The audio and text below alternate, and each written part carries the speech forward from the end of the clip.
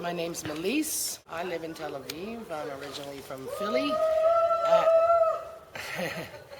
I'm originally from Philly, and I lived in Boston and New York at different times, but I've been here since '93.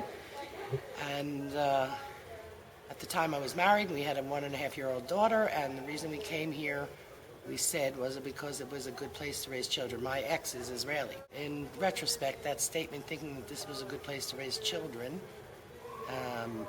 seems ridiculous, because it's a very sad place and traumatic place and anxiety generating place with all the wonderful things that there are about it, and there are wonderful things about it. And I'm one of those leftists who are not able to forego saying something good about Israel, which happens to be a trend in the peace movement, that saying something good about Israel is forbidden. That's, I guess, residual from my old days when I was on the other side of the map.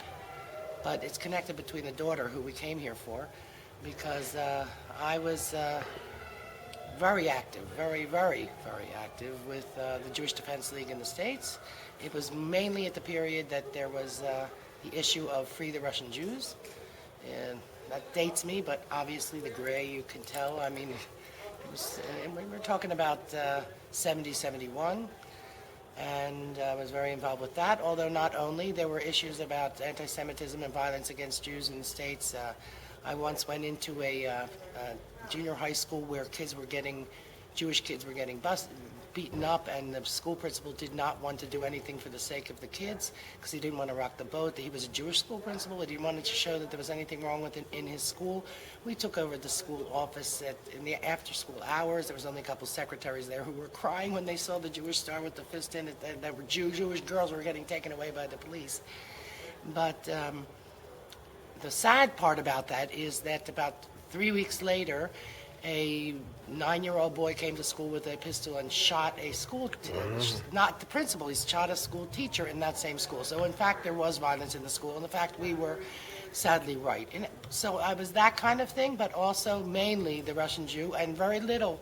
I wasn't very, very involved in the Israeli part of it. I arrived in '71. Kahana still wasn't here. He had a brother who was a member of the religious party, and he was already here ahead of him.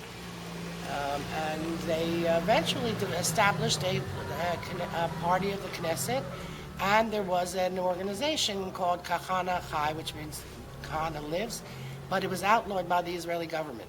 I mean, Kahana Chai is Kach was the name of the his party in the Knesset that lasted for a couple of years, but Kahana Chai was I guess an NGO of sorts, and it was ruled illegal by the Israeli government. I was involved, if anything, before it was even established. I sat in the Neve Tirza women's prison for 3 days.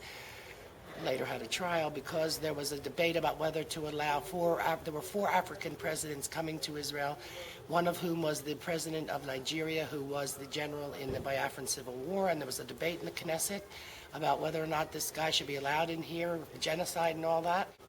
The change that happened for me was that I said the same, all the cliches that everyone said, only good Arab is a dead Arab, and I really believed it because I felt that the Jewish Defense League and being in this movement that was put the Jews and the Jewish people in the front and nurturing them was something that answered a need of my own on a psychological level. I had one of those dysfunctional childhoods and blah, blah, blah, blah, for all kinds of reasons, but it answered a need for me. And I was nurturing the Jewish people. For me, they were my baby. The Jewish was what I could give the love to that I felt I hadn't received as a child. When I became a mother and learned what those hormones were of mother towards child, which I hadn't experienced since then, it became clear to me when I was asked to start being involved in an activity here that if I'm going to try and make something change, I had to find a new methodology, and that I had to make the change that needed to happen because I was aware of the feelings of every mother towards every child. and therefore the change that I believe need to happen for Israel. I believe I'm still working on something for the betterment of the Jewish and the Israeli people in the work that I do as director of Peace Child Israel.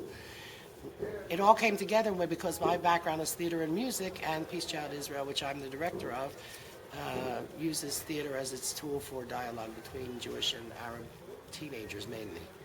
So that's how it happened, becoming a mom and knowing what it felt like. I just had to change the system on doing what I believe is good for Israel. Now, I just should add that being of that age, at the same time I was working with Kahana and JDL in New York, I was also going to the peace moratoriums against the Vietnam War. So I had it in my blood about something for when I saw injustices. It's just that I was totally rather irrational about the injustices to the Jewish people. There was no rational. It was a mother lying towards the Jewish people, and that's what changed when I really felt what a real mother was about.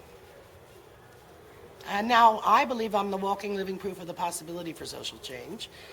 Therefore, I feel I can keep doing this work, because if it happened to me, it can happen to anybody.